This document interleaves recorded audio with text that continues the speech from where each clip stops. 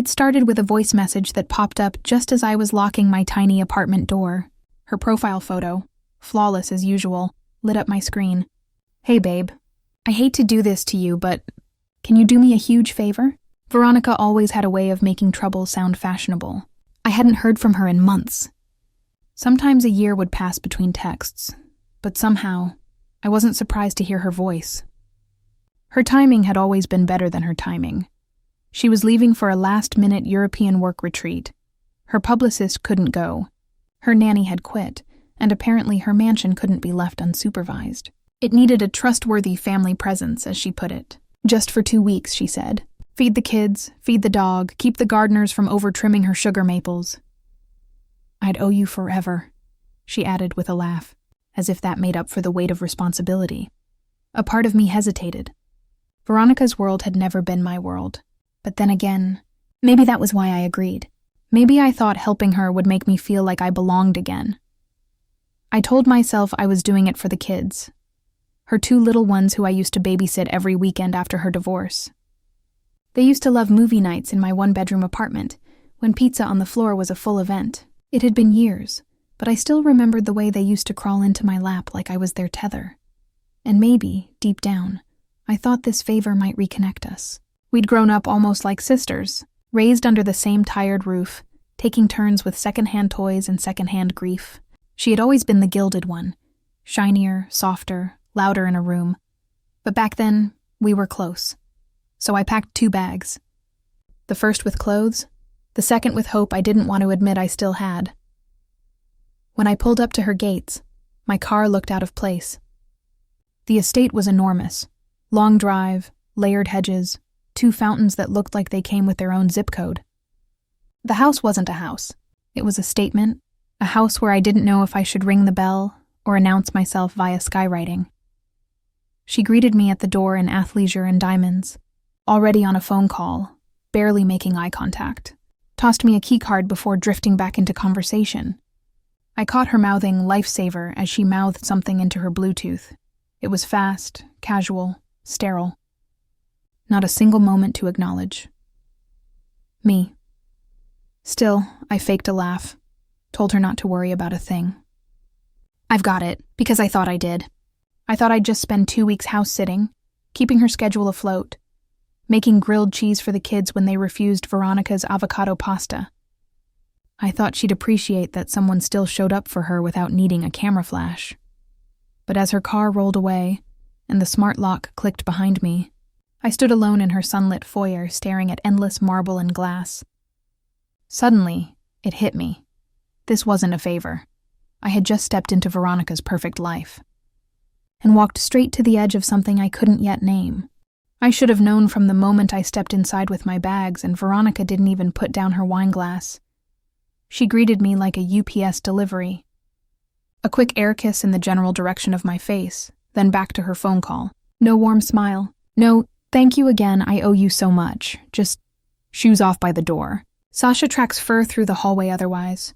Sasha was her Pomeranian.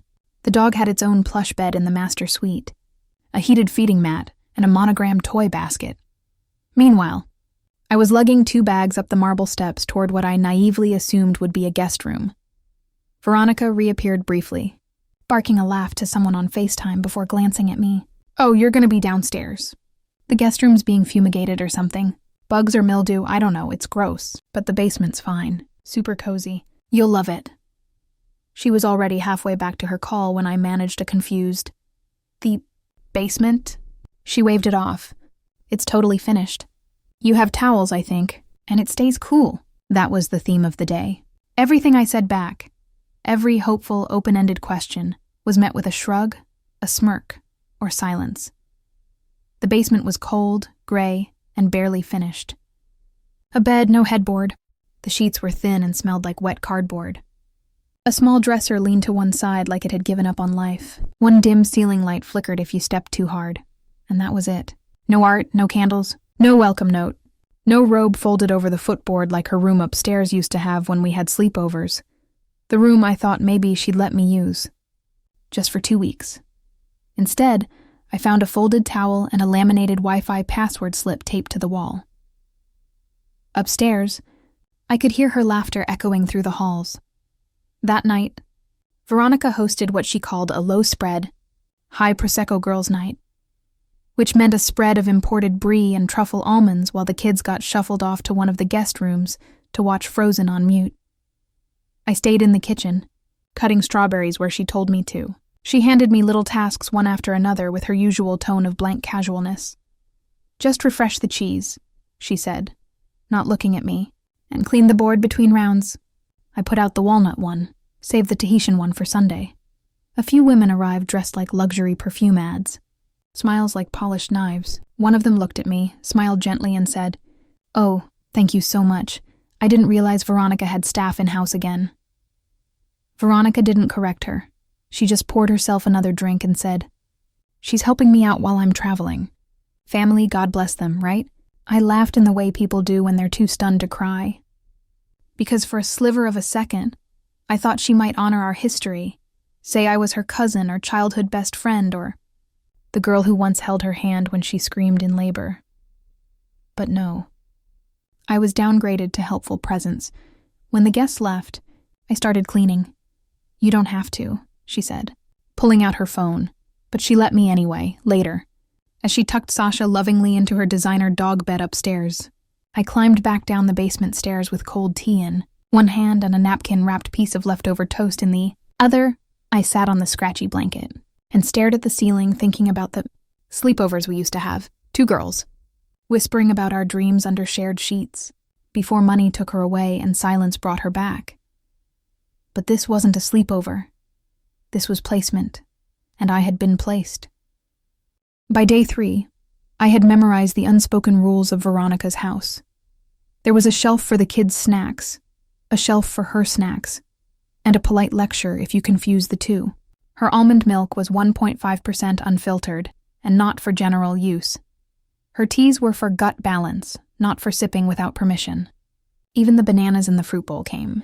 With a glance that said, "Don't you dare touch that," it was less a home and more a curated display. Her life labeled and partitioned right down to the refrigerator. She never directly ordered me around. That wasn't her style. Instead, she gave me suggestions. Little comments wrapped in sugar, always in front of her kids or casually on a phone call she knew I could overhear. "You're not allergic to gluten, right? You can have the old pasta in the downstairs pantry. The kids had juice earlier, so just water downstairs, okay?" She's helpful when she wants to be. Honestly, she's like a second pair of hands. Like a pair of hands. She told her kids, her own kids, who used to call me auntie, that if they needed something, to go ask one of the real adults. When her daughter looked confused and said, "Isn't she a real adult?" Veronica laughed like it was charming. "Sweetheart, she's just babysitting. Mommy is the one in charge." I let so much slide. I smiled through it, one eye on the clock, counting the days until she'd be gone again, and I could just take care of the kids in peace. But it was the patio breakfast that finally snapped something inside me. It was a sunny morning, and I poured myself a cup of coffee, nothing fancy, just black, and grabbed one of her monogrammed mugs from the open shelf. The coffee bar was public space, right? Veronica stepped in wearing her tennis whites and oversized sunglasses. Her mouth twisted into something like amusement. "Could you not use those?" "Thanks. They're part of a mixed ceramic set I designed for a tasting event." I stood there, mug halfway to my lips. Before I could apologize, she added, lightly, effortlessly, as if we were talking about the weather, "You're just babysitting in my house." She didn't raise her voice. She didn't need to.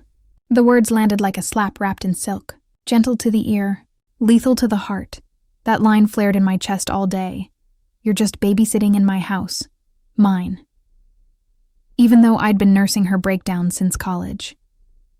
Watching her kids so she could cry through her divorce in hotel robes she never returned. Sleeping on couches after working double shifts to help keep her life from sliding off the rails. But to her, I was just another placeholder, someone to manage things, to fetch the dish towels, to keep quiet. She didn't see me as family. She saw me as function. That night, I didn't eat dinner. I sat in the basement with a protein bar and my journal, listening to her tell the kids upstairs how amazing it felt to finally be back in control of her routine.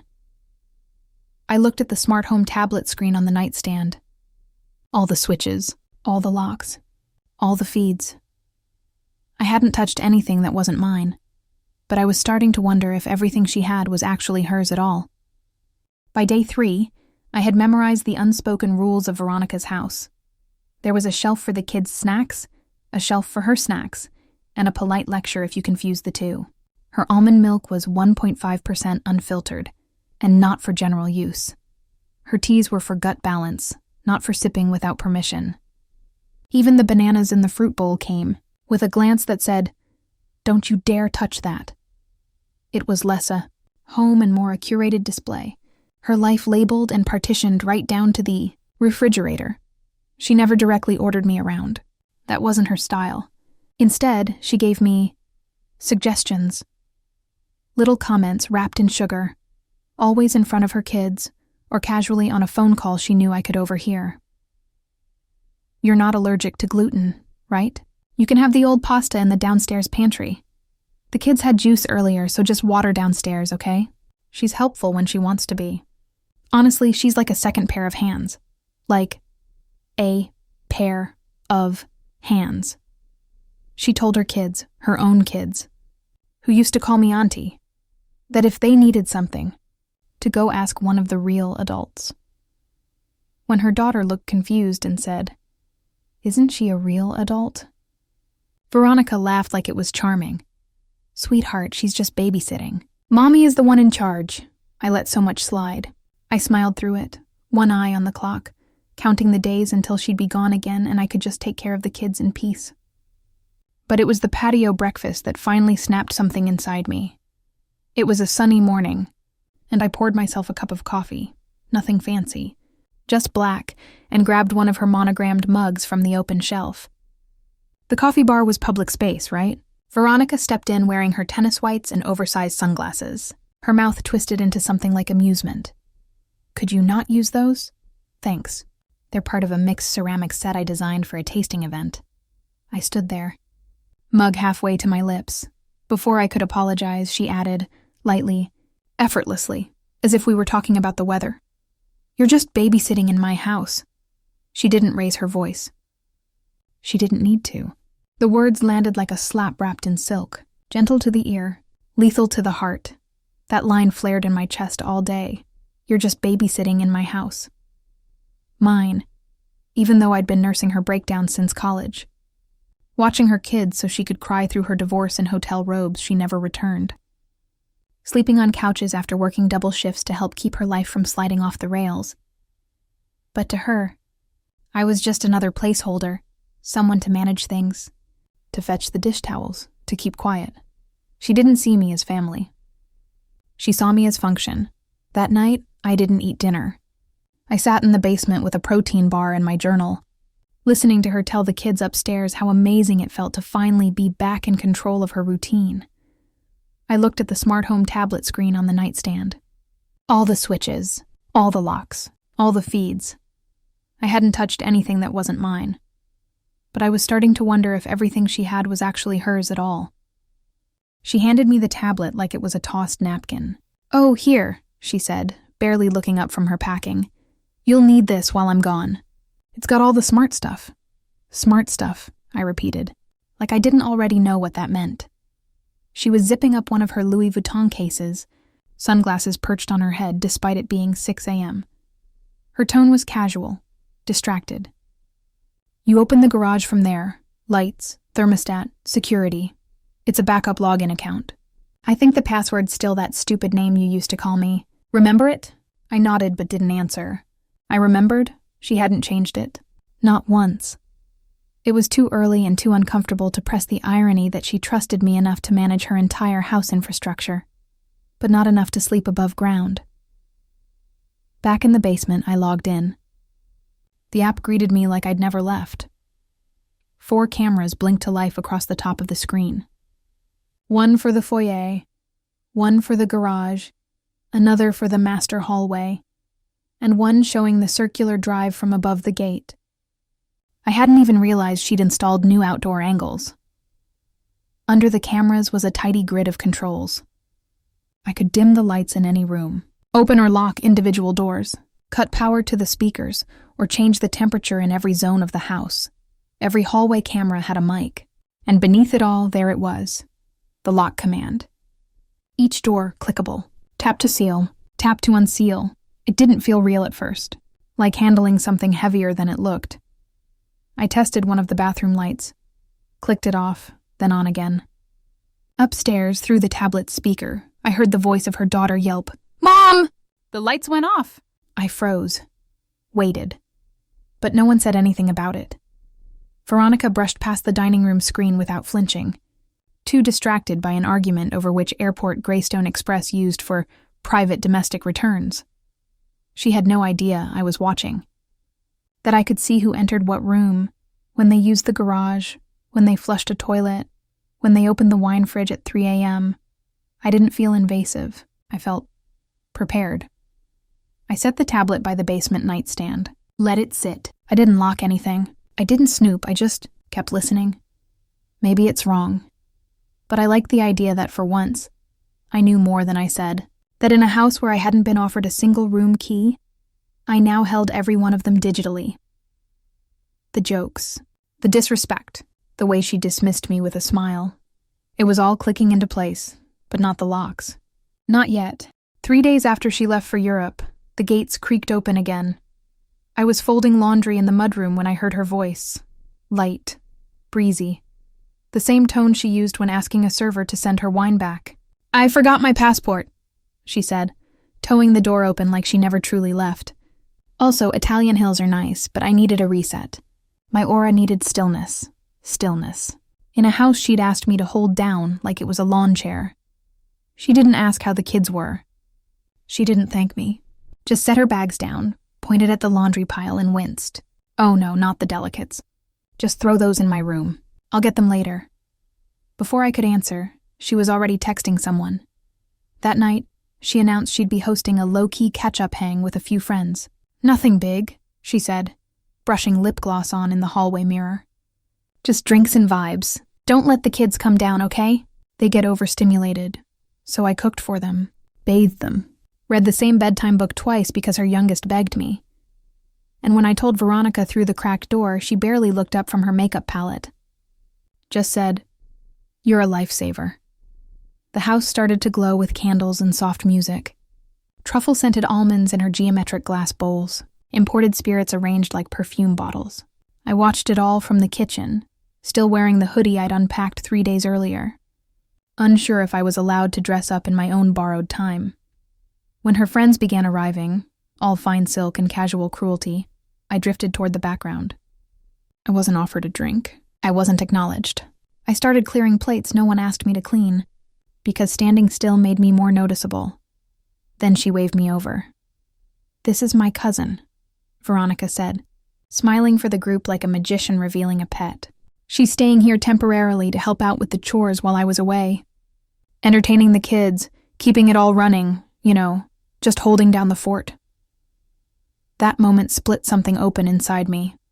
Not the words, those were expected, but the way she said it, light and performative, like I was a talking candle. Someone slanted their head toward me and offered a sweet grin. "Oh, you're the in-house helper. How lovely of Veronica to hire family. That's so rare these days." I opened my mouth, but my breath stopped instead. I turned to Veronica. She smiled gently. She did not correct her. Not even a casual, "Oh, well, not exactly." Just the tight sip of her wine glass and a gaze that passed right through me. They moved on to discuss renovations. I stepped back, face burning, hearing blood in my ears and every inch of childhood pushing up against my chest. I don't remember setting down the tray I was holding. I just remember walking down the hall like it wasn't mine, creeping downstairs to the basement like I lived under a floorboard, like I always had. And later, much later, I heard her laugh again. This time through the security feed on the tablet by my bed. Her voice filtered through the upstairs mic. "She's quiet but helpful." Veronica giggled. "I love that she just keeps to herself," another voice responded. "People are easier to keep around when they know their place." And Veronica didn't disagree. I stared at the screen for a long time, The front door camera still showed the last glow of red brake lights fading into the street. I pulled the sheet up to my chin in the basement, looked at the peeling paint near the ceiling, looked at my duffel bag, always half-zipped like I might need to run. She said I knew my place, but in that moment, I didn't. I wasn't her cousin. I wasn't even the help. I was something else entirely now, and whatever that was, it had nothing left to lose. I wasn't looking for anything particular that day. I don't even remember what finally made me start cleaning out the upstairs closet. Maybe it was boredom, or just a need to do something that felt productive for once. But I reached for an old shoebox wedged between a stack of purses and winter coats, and it practically fell into my arms. Inside was something bound in soft, cracked leather. Veronica's journal. I sat on the floor, laughing a little to myself. I'd never known her to be sentimental. It felt strange to imagine her pouring thoughts into pages instead of into perfectly filtered photos or high-gloss comments at brunch. I didn't open it right away. I stared at it for a few seconds too long. Maybe I already knew there was something in there I wouldn't like. But curiosity, or maybe just pain looking for confirmation, made my fingers move. The first few pages were harmless. Lists of spa appointments, goals, event notes. Her handwriting was thin and sharp, like her voice when she was pretending to be nice. Then, somewhere around mid-June, I found the entry that stopped me cold. Session with Dr. Carla. Talked about the stress of living with family, especially the charity case cousin. She tries so hard to belong, but bless her heart. She doesn't get my world. She never will. I don't know how long I stared at those words, maybe long enough to read them 10 times, hoping they'd change. They didn't. Charity case. The phrase rang in my ears, gutted me open like a knife. All those months I thought maybe, just maybe, we were reconnecting after years of forced smiles and one-sided stories. I thought maybe age had softened her. Maybe losing Grandma had made space in her for something real. But no. To her, I was still just the poor girl from the wrong side of the family. Tolerated, pitied, used. Not once did she say those things to my face. No cruel blow-ups, no overt insults. Just this double life, where the kindness she performed for show had a twisted mirror hidden behind the curtain. I flipped through more pages.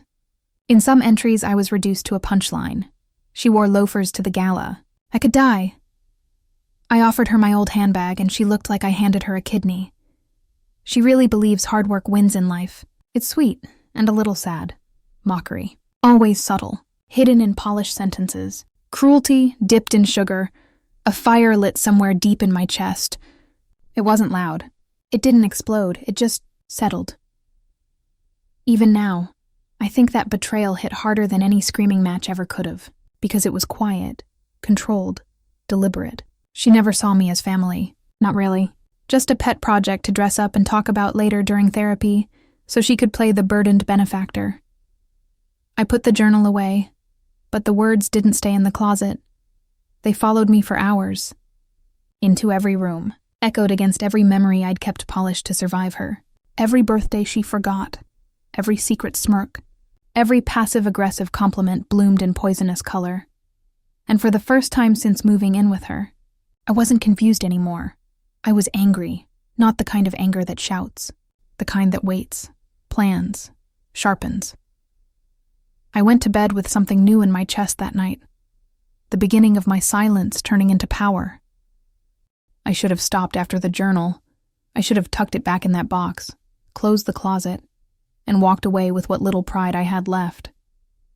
But there was this gnawing feeling, a quiet itch behind my grief and rage that wouldn't leave me alone.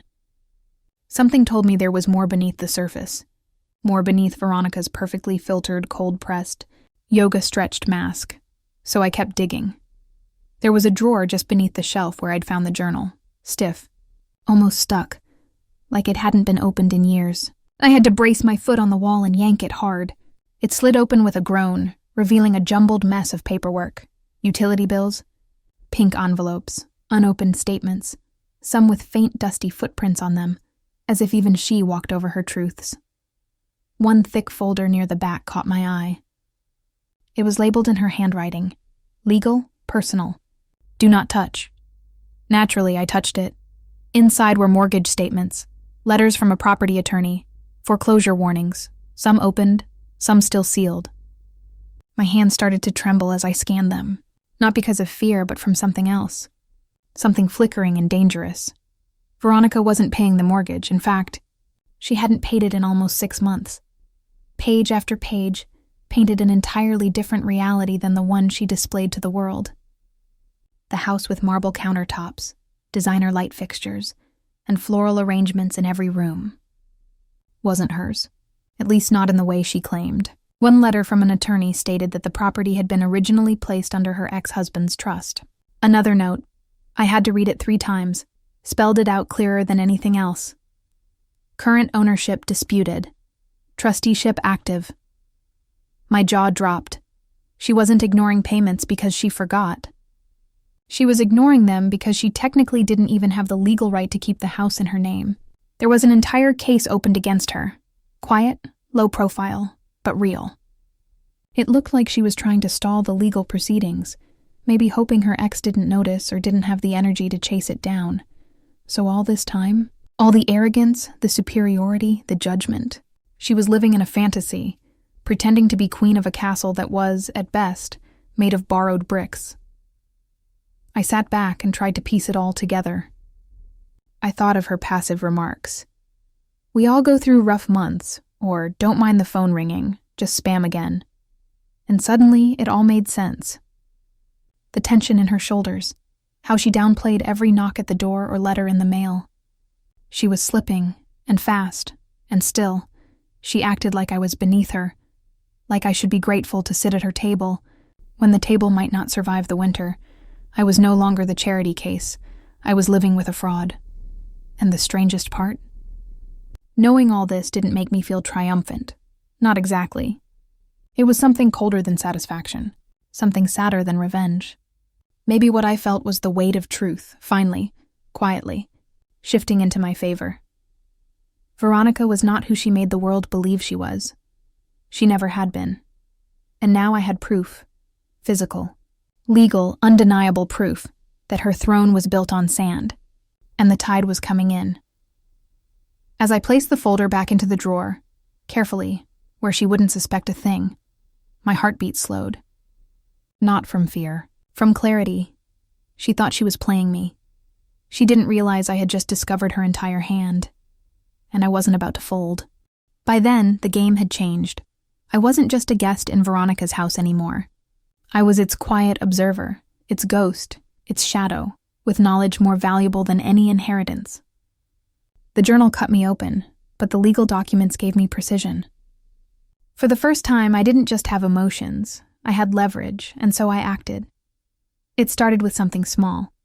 Logging into the smart home console. She'd given me access when I moved in, offhandedly, like she was tossing crumbs to a pet. I was family, after all, and it was just in case. She forgot to ever revoke the permissions. Her mistake. I waited for a day when she was gone, some wellness retreat 3 towns over. Logged into the master admin account, reset the admin name and password, and moved myself up the digital ladder. From then on, I wasn't just someone who lived here. I was the system.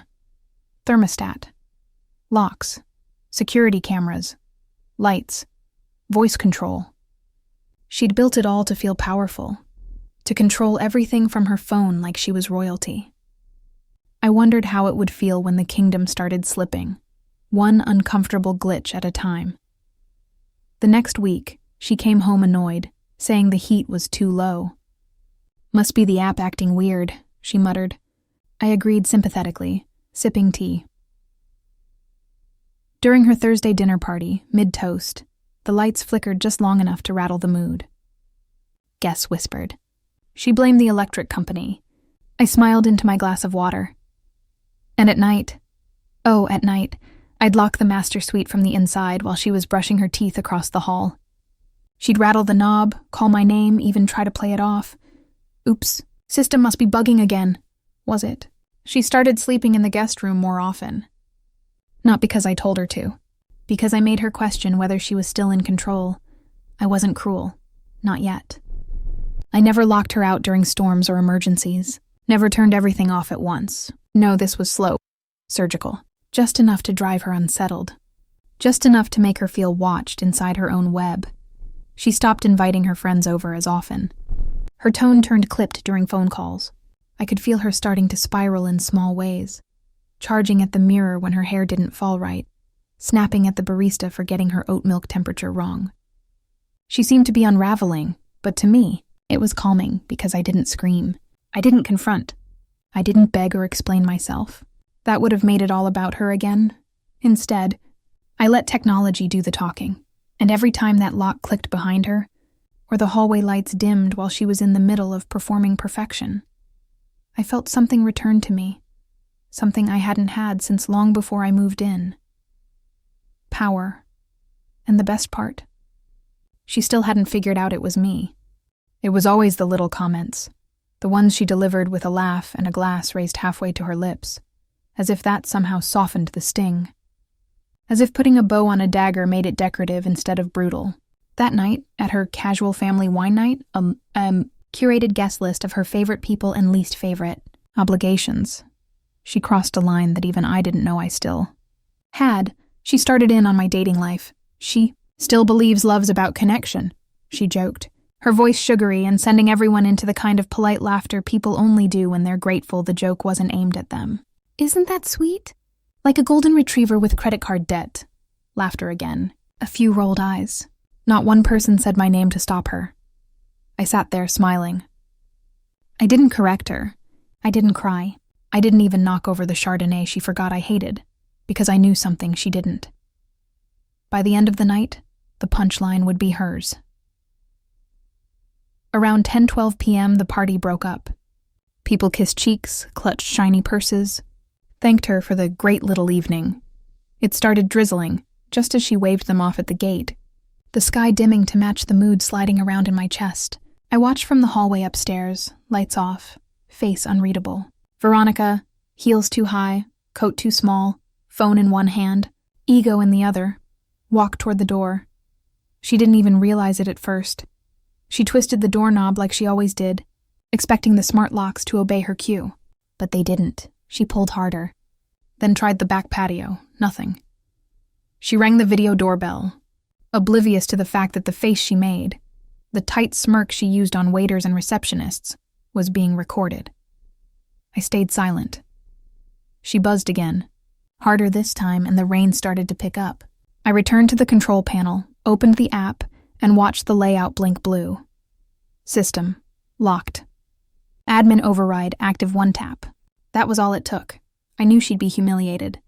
I knew this was the definition of petty, but I also knew I needed this. I needed her to feel small for once. No audience fawning over her veiled insults. No curated lighting or flattering angles. Just her, wet and panicked, high heels splashing in puddles, calling out to a house that no longer pretended to respect her. She took out her phone, tried calling. I let it ring. She paced. Called again. I picked up on the 3rd try. "You're locked out," I said calmly, my voice low, measured, so different from the girl she once called charity case cousin in private. "You changed the damn lock?" She hissed, rage snapping through every syllable. I didn't answer. I let the silence sit like ice between us. "You think this is funny?" She barked. "Open the door now. I have guests. People saw this." "I know," I replied, still watching her from the security monitor. Her mouth opened like she wanted to scream, but nothing came out. She glanced behind her. Her 2 closest friends were standing by the car, umbrellas up, watching carefully. No one moved to help. No one intervened. The queen was stranded, thrown from her own palace.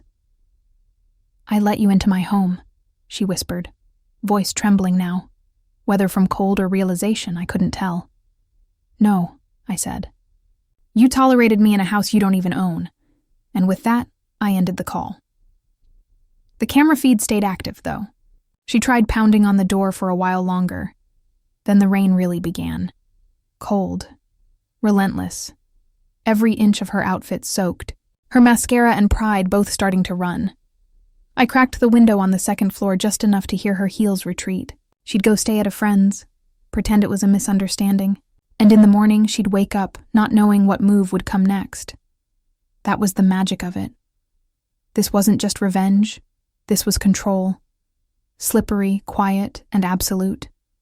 It didn't take long for her confidence to collapse.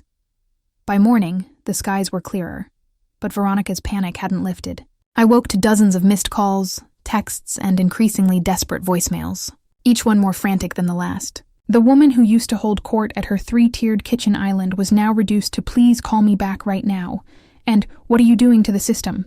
I let her wait until noon. When I finally answered the video doorbell, her face appeared with no armor left.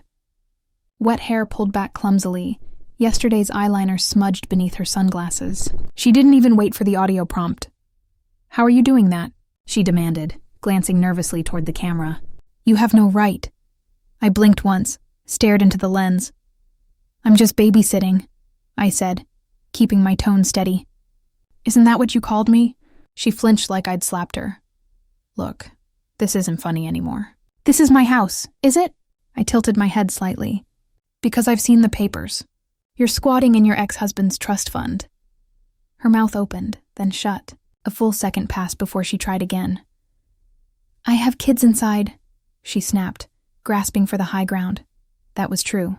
The twins were sitting happily in the living room, watching movies, safe, warm, unaware of the storm outside their mother's increasingly fragile pride. "I know," I said evenly. "And that's the only reason I'm considering letting you back in." She blinked fast. Once, twice. "So you're threatening me now?" "No," I replied. "I'm reminding you that you're the one who built this system. You tried to be queen of a house you don't legally own. You made me the servant. And now you're surprised I learned how to hold the keys." She fell silent, breathing hard. I waited a beat, then spoke into the intercom again. Stepped back from the door. She hesitated. "Now." She took 2 steps back, eyes locked onto the lens. I tapped once to unlock the garage entrance. The mechanical click echoed through the camera's mic, and I watched as the side door slowly creaked open. She stood frozen. "Don't make me regret it," I said. Before disconnecting the feed, I didn't stick around to greet her. I wasn't looking for a thank you. I didn't want one. I just wanted her to know, really know, that the balance had shifted, and she would never be able to unknow it. I didn't sleep that night. Not because I was anxious, but because I felt strangely calm. Everything was still. The house, her voice, my own guilt. My part in this story had reached its ending long before she realized we were even in the final act. I spent the early morning hours packing my things, which wasn't much. A few clothes, my journal, some old letters from Grandma I couldn't bear to leave behind. Quiet dignity. That's what I wanted this to feel like. Not dramatic, not explosive. Just irreversible. Before I left, I walked into the kitchen and placed a single manila folder on the marble island. Her stage, her sanctuary, her showroom. I didn't rush. I didn't double-check if she'd see it. I knew she would. People like Veronica always notice when the spotlight turns off. Inside the folder were neatly printed screenshots, all the documents I'd found in her drawer. The overdue mortgage letters, the trust ownership confirmation, the foreclosure timelines, statements from the property lawyer, a breakdown of utilities she hadn't paid in 4 months, proof of what she hid, even from herself. And on top, tucked into the corner, was a single handwritten note. Just one line. "It was never your house. You just live in borrowed rooms." That sentence cost me more emotion than all her venom put together, because it was the truth, not just about the house, but about her. Veronica had built a life out of smoke and mirrors. Grand parties, curated pity, performative generosity, all to keep people from seeing she was clinging to something that had never really been hers. Not the house, not the status, not even deep human connection.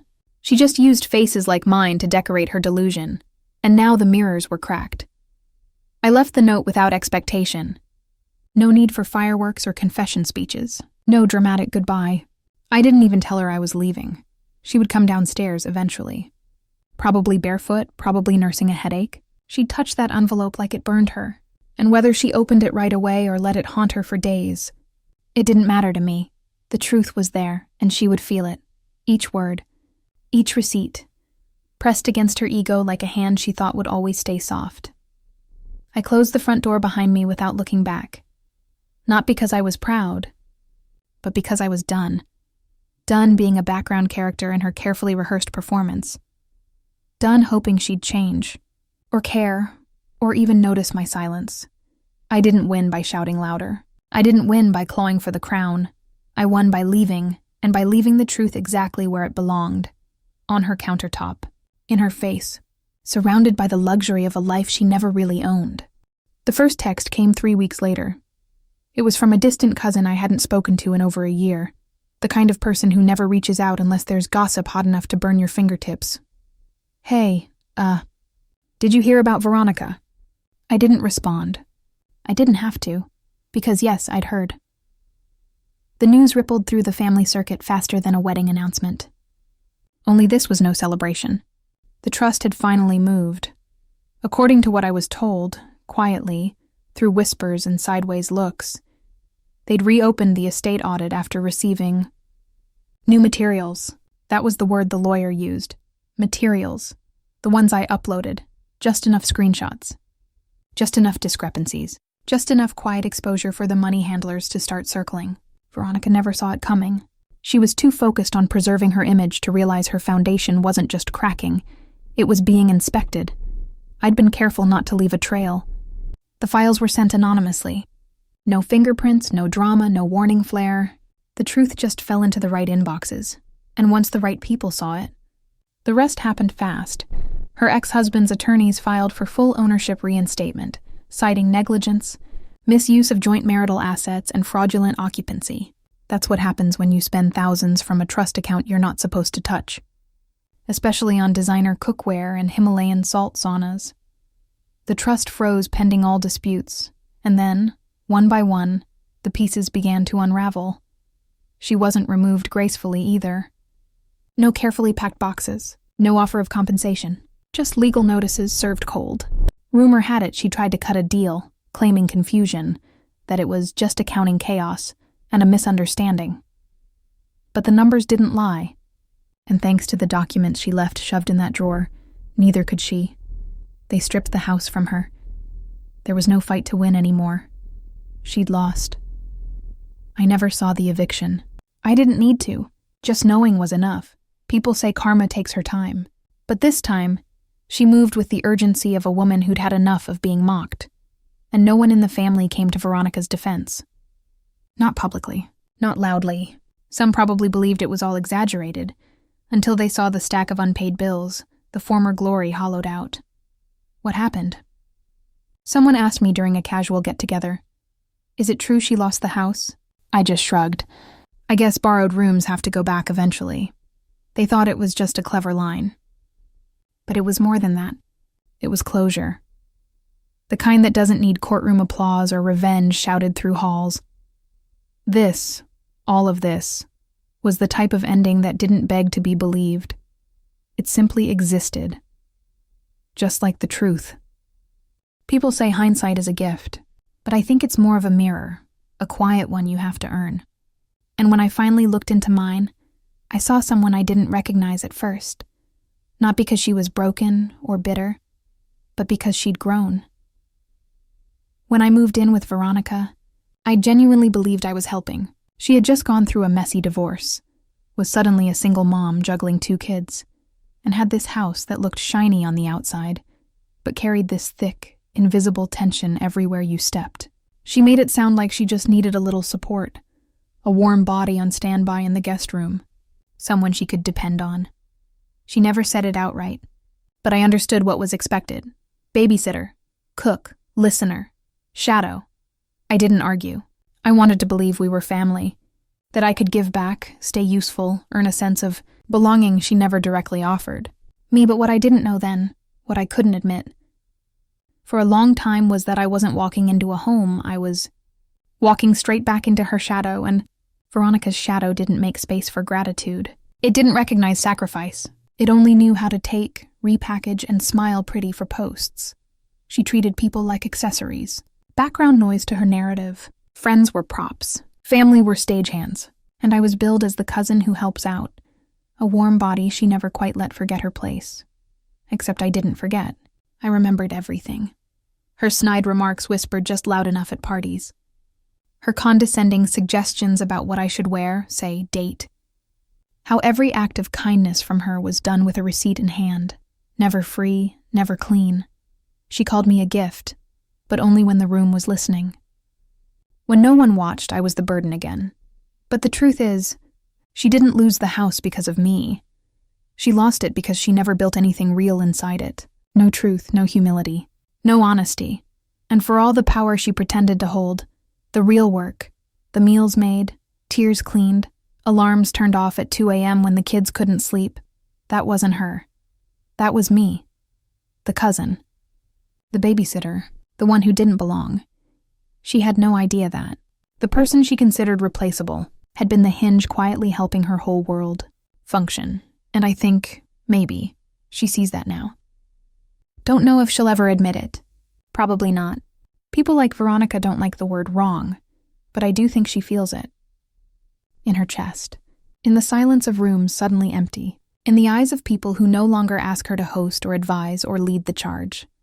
She has her image still. But the audience isn't clapping like they used to. As for me, I walked away with no inheritance, no keys, not even an apology. But I walked away with something she'll never fake her way into. Peace. And the kind of quiet, grounded dignity that doesn't need to be announced. She used to say I was just the babysitter. She didn't realize I was raising more than her children. I was raising myself. And that girl, the one everyone underestimated, that tired, generous girl who entered Veronica's house out of love, she's never going back.